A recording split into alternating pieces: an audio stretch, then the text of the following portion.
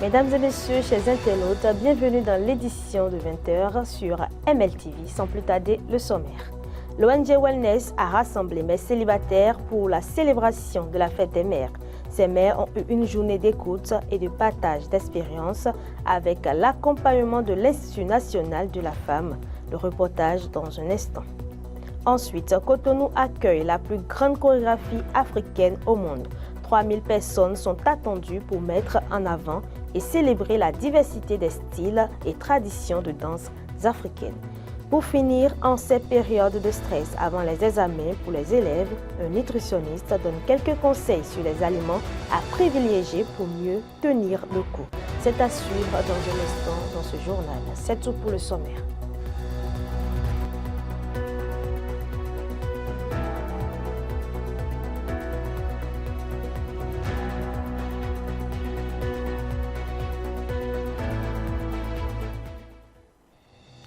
Chers internautes, le dossier de Steve Amoussou, supposé frère Hounvi, connaît un nouveau rebondissement. Ce lundi 26 mai, la Cour de répression des infractions économiques et du terrorisme, la CRIET, devait rendre son verdict. Mais selon les informations, le délibéré a finalement été repoussé au 2 juin prochain. Il faut rappeler qu'à cette même date se tiendra la première audience publique du président du parti, le libéral, Richard Boni-Orou, interpellé pour soupçon de corruption des agents publics pour obtenir le récépissé provisoire de sa formation politique, mais qui a vu son dossier s'alourdir à la suite d'une perquisition. Des données numériques jugées sensibles ont été saisies à son domicile. Steve Amoussou, quant à lui, arrêté à Lomé au Togo et transféré au Bénin, est poursuivi pour harcèlement par voie électronique, diffusion de fausses nouvelles et provocation à la rébellion. Le ministère public a requis contre lui 2 ans de prison ferme et une amende d'1 million de francs CFA. En attendant, il retourne en détention jusqu'à la prochaine audience. C'est tout pour cette information. À l'occasion de la fête des mères, une initiative pleine de cœur a été organisée ce dimanche à Cotonou. L'ONG Wellness a rassemblé mères célibataires, experts en santé mentale et partenaires engagés pour une journée d'écoute, de partage et de réconfort. Un moment riche en émotions que nous faisons vivre dans ce reportage signé Kamash Eke. Nous sommes au centre Paul VI de Cotonou, où ont été conviées de nombreuses mères célibataires par l'ONG Wellness pour une journée placée sous le signe de l'écoute et du soutien. Une journée qui a été remise au Seigneur pour son bon déroulement. L'idée de cette rencontre a eu pour but de redonner confiance à ces femmes, de les accompagner vers l'autonomie et l'épanouissement. Alors, nous avons pour mission de nous occuper des femmes en situation difficile.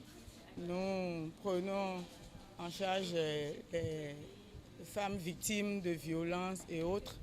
Mais nous, notre action principale se base sur les mères célibataires. À l'endroit des mamans, je nous souhaite déjà très bonne fête des mères. Aujourd'hui, c'est la fête des mères. Nous avons profité de l'occasion de la fête des mères pour sensibiliser ces mamans sur la santé mentale. Ce n'est pas seulement ceux qui sont dans la rue, déshabillés, qui sont des malades mentaux. Nous sommes tous concernés par ce sujet. Nous avons profité de la fête des mères pour les sensibiliser sur ce que c'est et de se rapprocher de nous aux besoins pour qu'on leur indique le chemin à suivre, pour les orienter vers les spécialistes de la question et souhaiter bonne fête à toutes les mamans à l'occasion. Afin d'allier théorie à la pratique, l'ONG Wellness a tenu à inviter l'Institut national de la femme afin que cette dernière puisse avoir les cartes en main pour se défendre dans les situations malheureuses. Nous avons reçu l'invitation de l'ONG Wellness pour informer les femmes célibataires, leurs cibles, sur l'existence d'une institution créée par l'État dédiée exceptionnellement à la femme, qui est l'Institut national de la femme. Alors au cours de notre entretien, nous avons eu à échanger avec eux sur les différentes sortes de problématiques qui peuvent les amener à saisir l'Institut national de la femme et expliquer le rôle de l'Institut, les activités que nous menons au sein de l'Institut. Après le panel animé par plusieurs spécialistes, les femmes à l'honneur ont fait des témoignages et se sont donné mutuellement des conseils et du courage. Le phénomène de mères célibataires est grandissant, est de plus en plus grandissant. Et je suis heureuse de constater qu'il y a des gens, qu'il y a des organismes, qu'il y a des personnes, qu'il y a des sociétés qui pensent à ces personnes, qui pensent à cette couche sociale, qui pensent à ces gens-là, qui se retrouvent dans ce sillage, parce que la santé mentale aujourd'hui, c'est le vecteur du bien-être. Je félicite Madame Solange qui a su trouver les bonnes personnes, les bons professionnels pour parler aux femmes. Et vu la réaction du public, je pense que c'était une réussite totale. Aujourd'hui, c'est la fête des femmes. J'ai beaucoup aimé, en tout cas, que Dieu bénisse celle qui a créé l'ONG pour nous aider. Et Dieu va l'aider aussi, ça va évoluer, ça va aller de l'avant plus que ça. Parce que quand je suis venue ici, vraiment, mon cœur, ça s'est un peu apaisé. Mais on va continuer, par la grâce de Dieu, ça va beaucoup élargir plus que ça. Et Dieu va la bénir, Dieu va bénir tous ceux qui travaillent avec elle. Une journée intense entre partage, conseils, mais aussi moments de joie. Soutenue par la Fondation Tierno Olori Togbe et l'Institut national de la femme, cette belle initiative montre combien l'écoute et l'accompagnement sont essentiels pour renforcer l'équilibre familial. La période des examens est souvent synonyme de stress, de fatigue et parfois de mauvaise alimentation.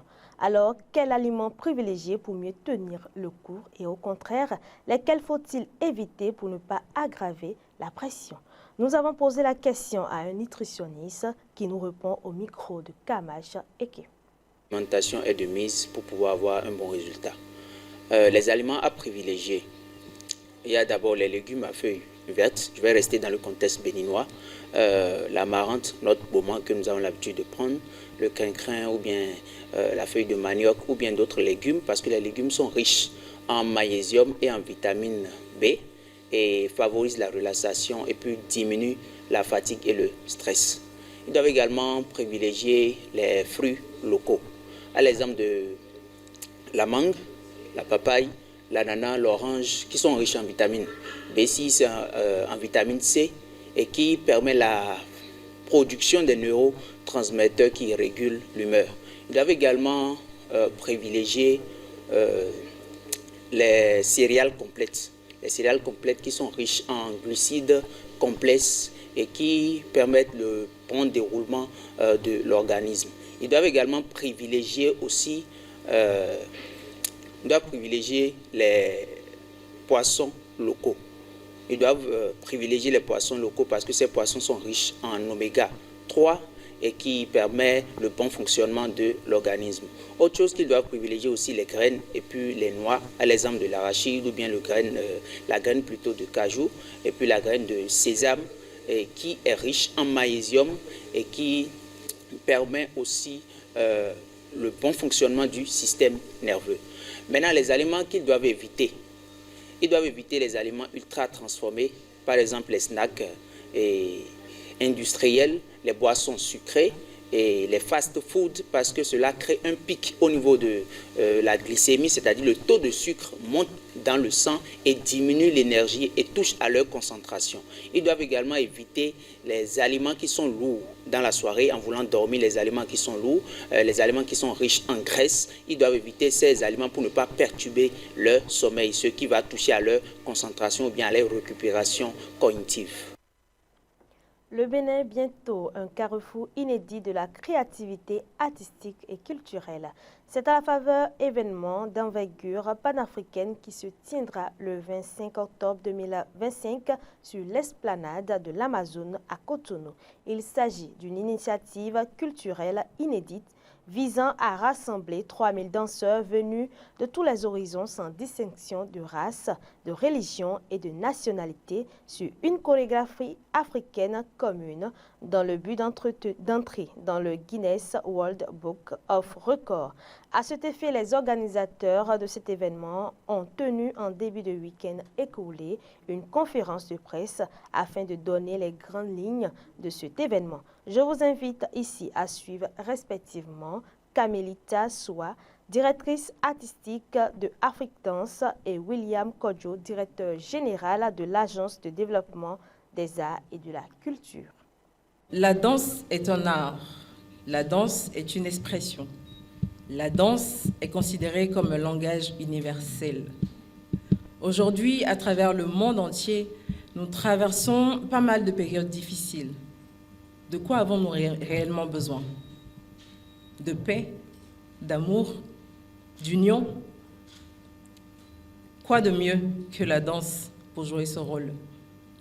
Pour réunir, pour rassembler, pour s'exprimer, pour marcher, pour revendiquer. Raison pour laquelle AfriDance est née.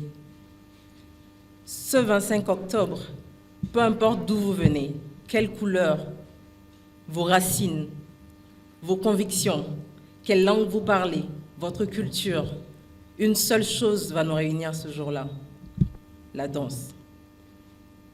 Et par la même occasion, nous ferons entrer le Bénin encore plus dans l'histoire. Nous révélerons le Bénin. Bien entendu, 3000 personnes, c'est pas donné. Et oui, on aura besoin de tout le monde, des enfants, des ados, des adultes, et même les personnes du troisième âge qui se sentent encore suffisamment solides pour danser et apprendre la choré.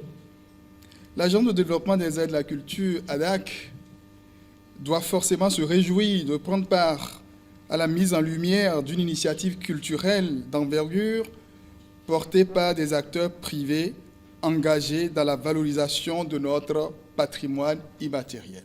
L'initiative AfriDance, par son ambition et son envergure, incarne parfaitement cette vision.